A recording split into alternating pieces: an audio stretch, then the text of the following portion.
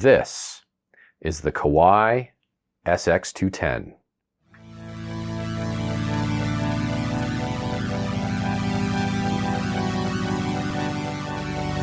An 8-voice polyphonic analog synthesizer in the 80s.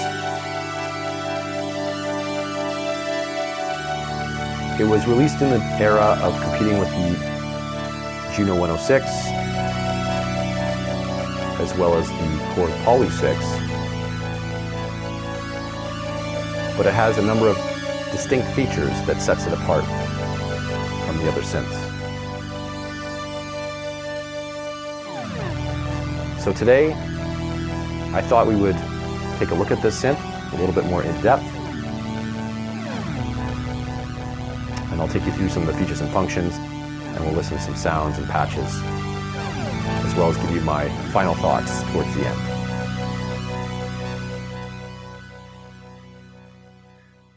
Okay, so here we have the synth, and as you can see, it's quite an interesting layout.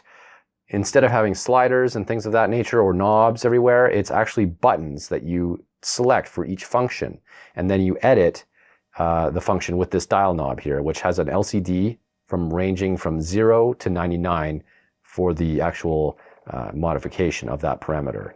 So it's basically, you select the button, you edit it with the knob, and then you select another parameter and you edit it accordingly.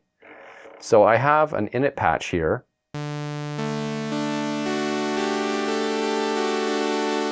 It's very basic.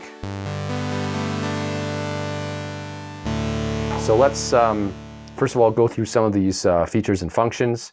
Starting in the top left, this is the oscillator section, the DCO. There's a single oscillator on board, and it has footages from 16 to 8 to 4. Currently we're in 16 with a sawtooth wave, 8, and 4.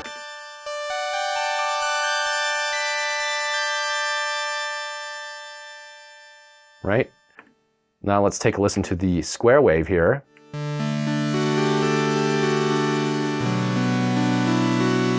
And you can actually control the pulse width of the square wave itself.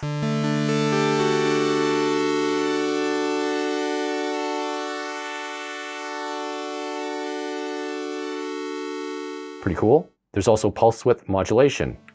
Select that here, and we can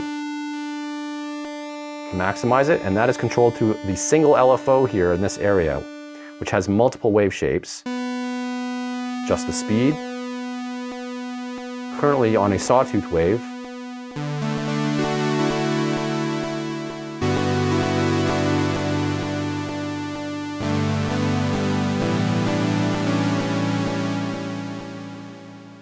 Sine wave. Square wave.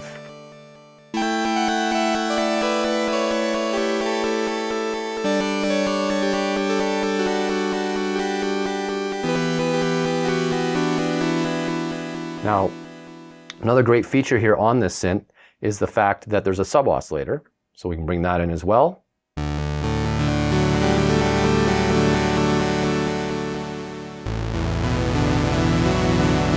Gives us a nice low end and girth.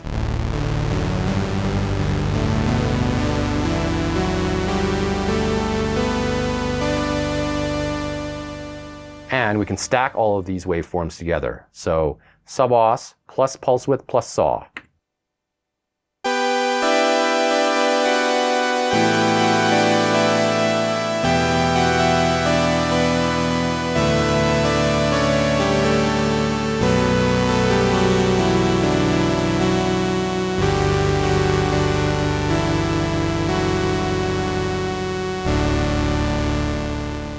Sounds quite nice.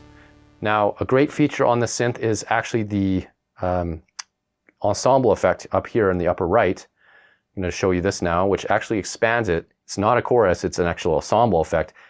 Really broadens the stereo width.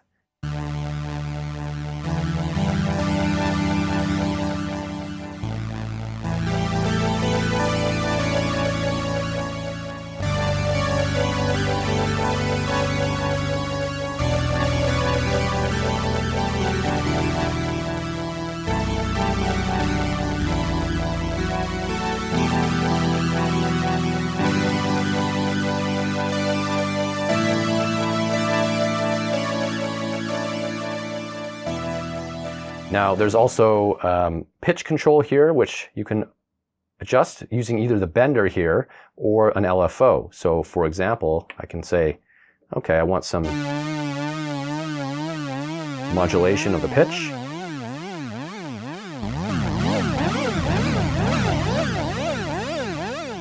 Or I can say a delay on that.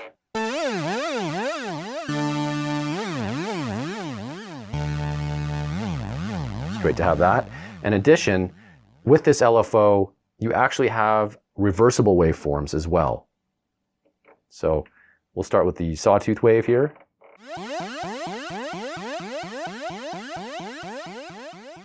Reverse. Regular. Reverse. Sine. Makes no difference really. Square wave. Regular. Reversed.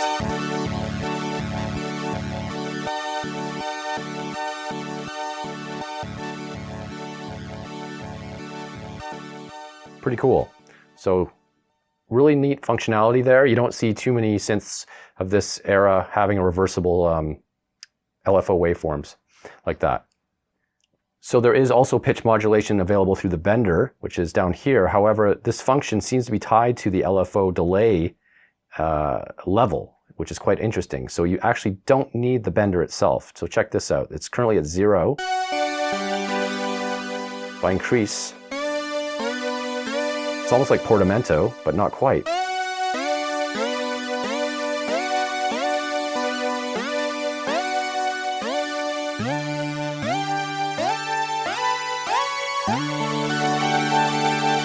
And it only affects fresh notes.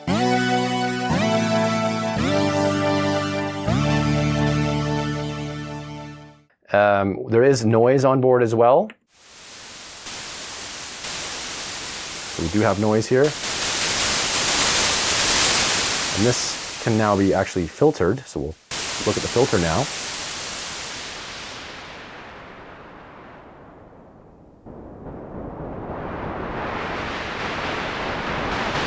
There is resonance, as well as keyboard tracking.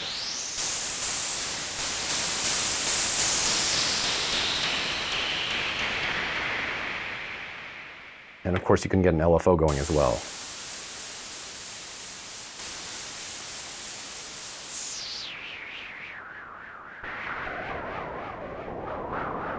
Now, in terms of self-oscillation, what's interesting here, I'm up to 98. As soon as I hit 99, that's when it self-oscillates.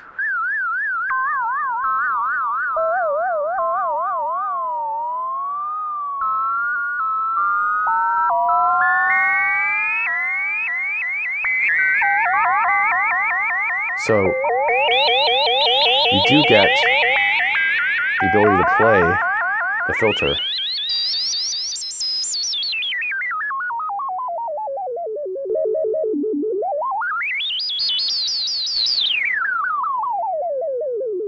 Somewhat.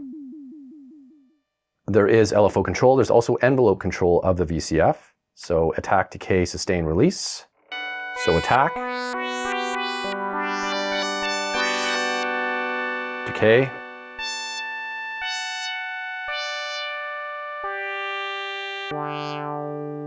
Sustain level. And release.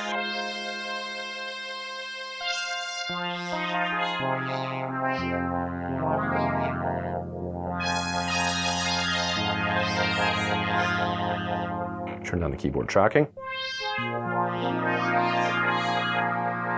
Turn down the resonance.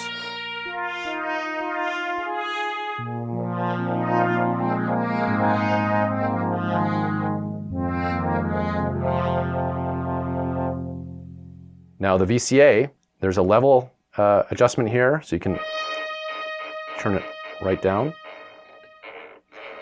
or maximize it, but there's also LFO modulation of VCA. So not too many synths from this era, from the whenever this was released, I think in the early to mid 80s, had this for tremolo effects, or tremolo.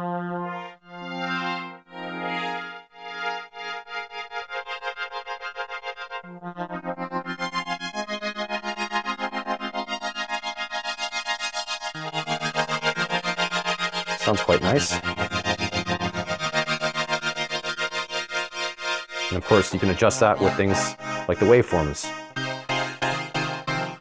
for the LFO.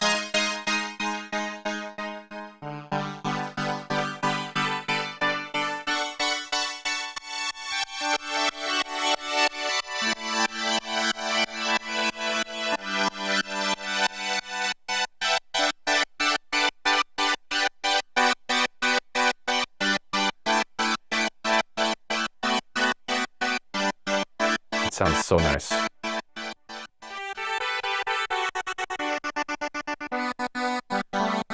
It's great to play with this as you sort of go. Get some creative applications. One other feature on the synth, on the SX210, which is pretty cool, is there is a high pass filter here. So if we bring that on,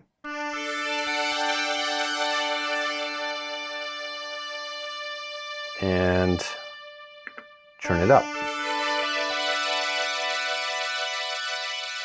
starts to thin out the sound. And let's bring in some resonance, see if that makes a difference.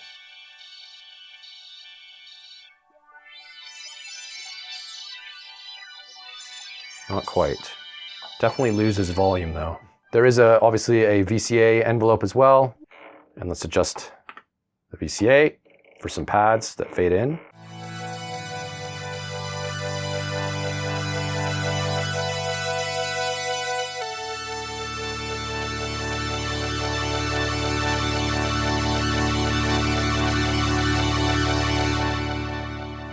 It's quite nice.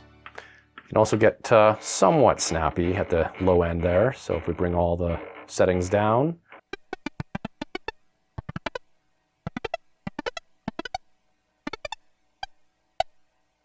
it's all right, I guess. Now, a great feature on this synth is actually the ability to change the polyphony here from 8 to 4 voices. There's a 4-voice mode, which actually allows you to stack an extra, I guess, octave on top. So it actually uses 2 oscillators, I believe, for this. So if I switch to poly 4, poly 8, poly 4. Now I can set the interval of what I want that note to be by holding the chord memory or pressing the chord memory and selecting the note. So if I said it was this note, now when I play, you see it plays on top. There's also a mono mode.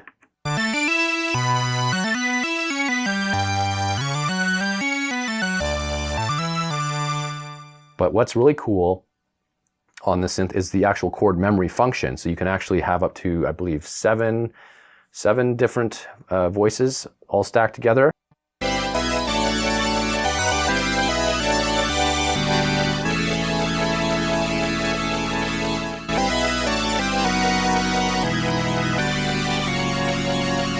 That sounds pretty cool.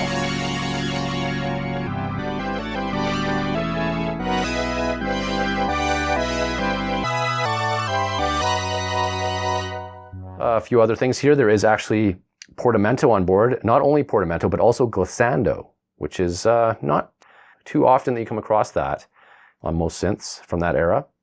But this synth has it. So if we turn on the Portamento,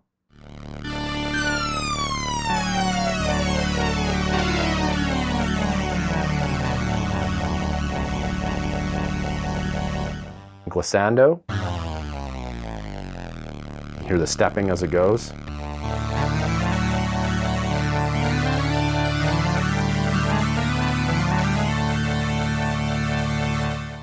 Pretty cool.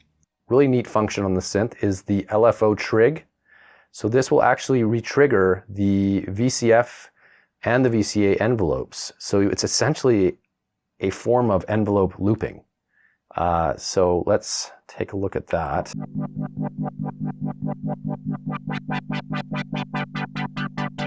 There we go.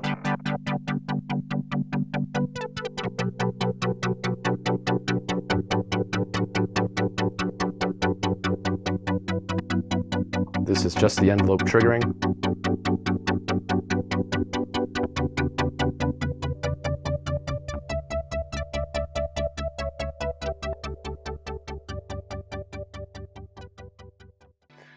Now there's also a pitch bender here, so you have a level adjustment for that.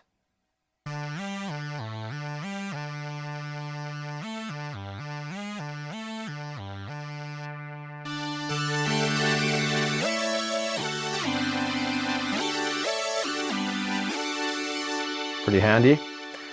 And then there's a master tune as well.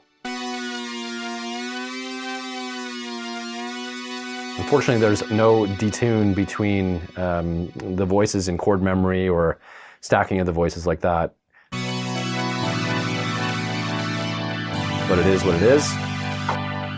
But that's what you get with that feature. And so I think that sort of is pretty much it. There is obviously some banks here for saving your patches and such. So there's 4 different banks, and each bank has 8 different patches that it can hold. And of course, you've got your screen here, which is super retro looking. Voice identifier, they call it. And really, that's where you save your patches, and you can actually name them as well using this name function. So there's tape enable, memory write, memory change, and name enable when you're naming the actual patch.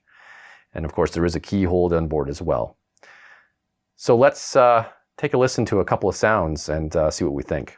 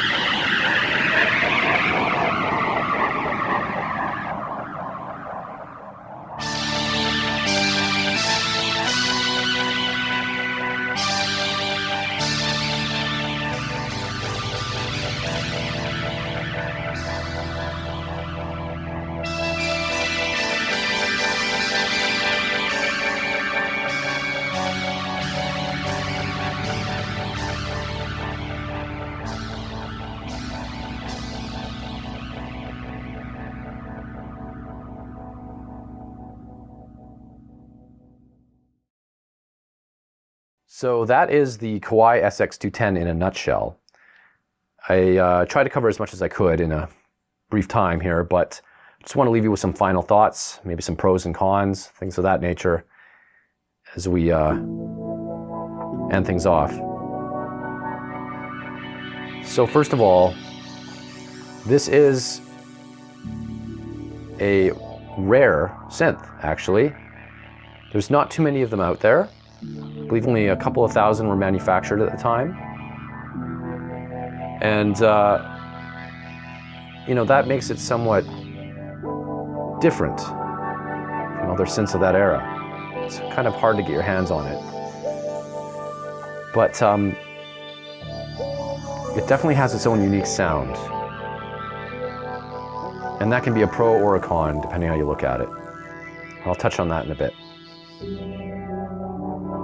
What's really cool though, is I forgot to mention, is that this actually uses SSM filters.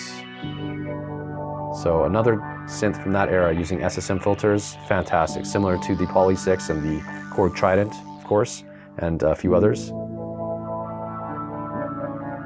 But in terms of pros, I would say the ease of use. Although it does have a single dial to edit parameters, it's actually quite simple. You simply press a button and next thing you know you're editing what you need, which is quite easy. It's very well laid out. The sections are very distinct. It's easy to get to where you need really quick. As well, the modulation, you know, not only do you have oscillator modulation, but you also have filter and VCA for tremolo effects. Not too many synths have that from that era. Envelope looping, or a form of it using the LFO. Again, pretty unique to this synth.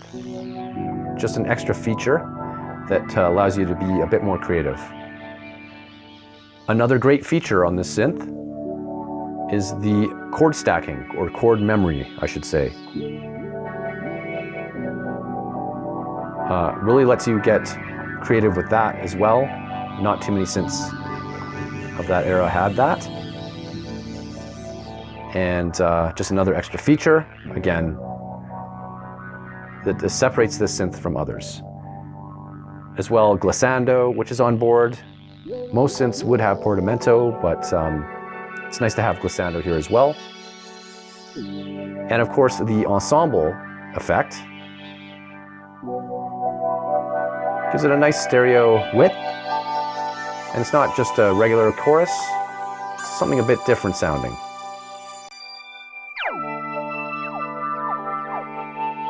And lastly here on the sort of pro side, I would say the price. This isn't a very well-known synth, I would say. It still flies under the radar a lot because there's probably not too many out there. But price on secondhand market is going up, but it's still like an undiscovered or hidden gem, I would say, in that regard. You can still find it for a reasonable price if you look. On the con side, I would say there are a couple of items, namely, of course, that it is one knob to edit as you go. So again, yes, it's laid out very well and there's buttons to access each parameter, but you only have one dial that you can adjust a single parameter at a time. You cannot tweak as you go multiple things at the same time, and that can slow you down and become a bit of a frustration. So you have to be okay with that, this style of editing, style of performance. As well, it is quite a rare synth, as I mentioned. There's only a few thousand out there, and it can make it a little bit hard to find. If you're interested in this synth, unless it pops up on, you know, Reverb or eBay or something like that, it's probably unlikely you're going to find it locally. So you might have to wait it out or sort of hunt high and low for it. So that can be both a pro and a con. It is rare, which could increase its value, but it makes it more difficult to find. As well, the resonance, as you saw earlier, self-oscillation only occurs at the highest level, at the number of 99. It just turns on, just activates. It's not a smooth transition. It's kind of annoying.